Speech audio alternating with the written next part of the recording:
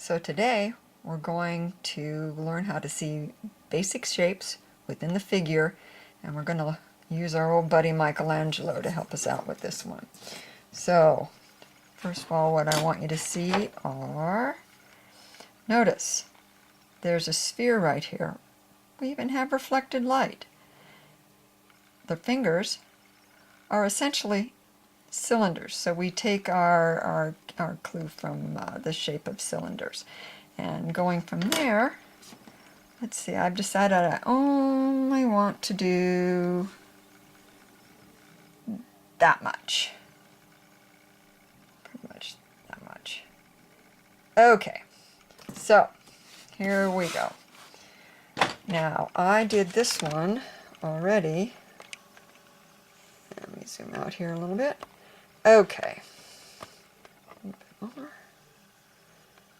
Now this one took me probably good 30 to 40 minutes to do. I would expect you to take at least an hour. And let me show you again how I did it.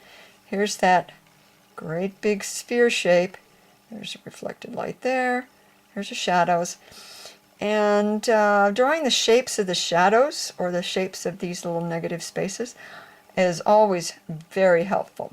But here's some of the things that I did. Remember when we learned how to do proportion, when we did that, when we drew our corner? Well, look here. Here's the width of my sphere shape here. How does it relate to the length of the thumb? And again, there's the sphere, how it relates to the length of the thumb. Yeah, see, there we go. You can see that. And how does the length of the thumb relate to the length of this finger? What angles are we talking about? And you can even see how I've drawn these little lines here so that all my fingertips are lined up on this angle that I noticed right there. And then I noticed that this part of the hand was roughly even with the bottom of the thumb. Again, another registration line right there. This first knuckle here comes at this angle to the thumb. This one at this angle to the thumb. The thumb relates to this knuckle here, and so on and so forth. Where does this line hit the thumb line here? And like I said, it took me quite some time. It wasn't great the first time. It took me a while. I was adjusting lines.